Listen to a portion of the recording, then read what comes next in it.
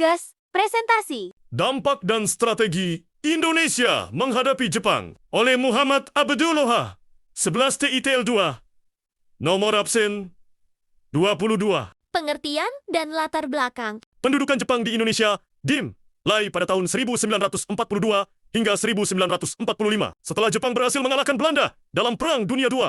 Kedatangan Jepang awalnya disambut baik oleh rakyat Indonesia karena mengaku sebagai saudara tua dari Asia yang akan membebaskan bangsa-bangsa Asia dari penjajahan Barat. Namun, dalam kenyataannya, penjajahan Jepang justru menimbulkan penderitaan besar bagi rakyat Indonesia, baik dalam bidang sosial, ekonomi, pemerintahan, maupun budaya. Meskipun demikian, masa pendudukan ini juga menjadi masa penting dalam perjuangan menuju kemerdekaan, karena muncul organisasi, semangat nasionalisme, dan tokoh-tokoh yang mempersiapkan kemerdekaan Indonesia. Dampak penjajahan Jepang di Indonesia. 1. Dampak di bidang sosial. Kehidupan rakyat sangat menderita akibat adanya kerja paksa Romusha, kekurangan bahan makanan, dan berbagai penyakit. Rakyat hidup dalam ketakutan karena seluruh kegiatan diawasi oleh tentara Jepang. Banyak laki-laki dikirim keluar daerah, bahkan ke luar negeri, untuk bekerja paksa. Namun di balik penderitaan itu, tumbuh semangat persatuan dan nasionalisme untuk melepaskan diri dari penjajahan.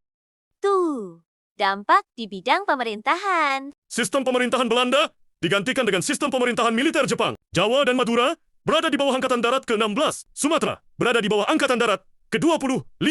Kalimantan dan Indonesia Timur berada di bawah Angkatan Laut Jepang. Pemerintah sipil dibatasi dan semua keputusan penting ditentukan oleh tentara Jepang. Rakyat tidak bebas berpendapat maupun berorganisasi politik. 3.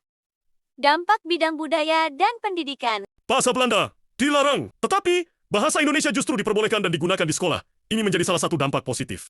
Namun, banyak sekolah ditutup dan pelajaran diarahkan untuk menanamkan semangat Bushido, disiplin, taat, dan rela berkorban demi Jepang. Media massa dan kesenian pun digunakan sebagai alat propaganda.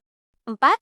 Dampak bidang militer. Jepang membentuk berbagai organisasi semi-militer, seperti Eiho, yaitu pasukan pembantu tentara Jepang, peta pembela tanah air, yang dilatih untuk mempertahankan Indonesia. Wilayah Keibodan, Seinendan, dan Fujinkai. Dari organisasi-organisasi inilah muncul cikal bakal perjuangan Indonesia. 5. Mobilisasi perempuan dan tenaga kerja.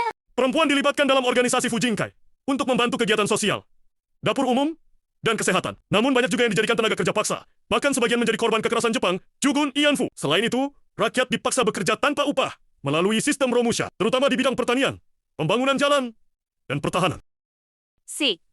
Bidang dampak positif. Meskipun masa pendudukan Jepang membawa banyak penderitaan, terdapat pula beberapa dampak positif bagi bangsa Indonesia. Antara lain, tumbuhnya semangat nasionalisme dan rasa cinta tanah air di kalangan rakyat. Munculnya berbagai organisasi militer yang menjadi cikal bakal kekuatan pertahanan Indonesia. Bahasa Indonesia semakin berkembang dan digunakan secara luas sebagai bahasa persatuan. Rakyat menjadi lebih disiplin, terlatih, dan memiliki semangat juang tinggi. Jepang membuka kesempatan bagi bangsa Indonesia untuk mempersiapkan kemerdekaan melalui pembentukan BPUPKI dan PPKI. Strategi Indonesia menghadapi Jepang. 1. Strategi kerjasama. Para tokoh bangsa seperti Soekarno, Hatta, dan Ki Hajar Dewantara bersikap kooperatif terhadap Jepang untuk memanfaatkan situasi demi kepentingan nasional. Mereka menggunakan organisasi seperti Putra Pusat Tenaga Rakyat, Jawa Hokokai, dan BPUPKI sebagai sarana membangkitkan semangat rakyat dan mempersiapkan kemerdekaan. 2. Strategi perlawanan. Perlawanan dilakukan secara terbuka maupun tertutup. Perlawanan terbuka. Pemberontakan peta di Blitar tahun 1945 yang dipimpin Supriyadi, serta perlawanan di Singaparna, Tasikmalaya, dan Aceh. Perlawanan tertutup dilakukan melalui bentukan Jepang untuk menumbuhkan pendidikan, budaya, dan organisasi semangat kemerdekaan tanpa menimbulkan pembalasan besar dari Jepang. 3. Pembentukan BPUPKI. Jepang membentuk BPUPKI, Badan Penyelidik Yushi Harushiha, Persiapan Kemerdekaan Indonesia, pada 29 April tahun 1945. Tugas utamanya adalah menyelidiki dan mempersiapkan dasar negara serta rencana kemerdekaan Indonesia. Hasil terpentingnya adalah lahirnya rumusan Pancasila yang disampaikan oleh R. Soekarno pada 1 Juni tahun 1945 yang menjadi dasar bagi kemerdekaan Indonesia pada 17 Agustus tahun 1945. YouTube mengenai tentang strategi dan dampak menghadapi Jepang. https youtube.be FLI 0時間 T4Y4 SICJ 7億寸 6G to PB. Kesimpulan. Masa pendudukan Jepang memang membawa penderitaan besar bagi rakyat Indonesia, tetapi juga memberikan pengalaman dan semangat perjuangan yang sangat berharga melalui strategi kerjasama, perlawanan, serta pembentukan BPUPKI. Bangsa Indonesia berhasil mempersiapkan diri menuju kemerdekaan dengan semangat nasionalisme yang tumbuh di masa itu. Akhirnya, Indonesia mampu memproklamasikan kemerdekaannya pada tanggal 17 Agustus tahun 1945. Terima kasih.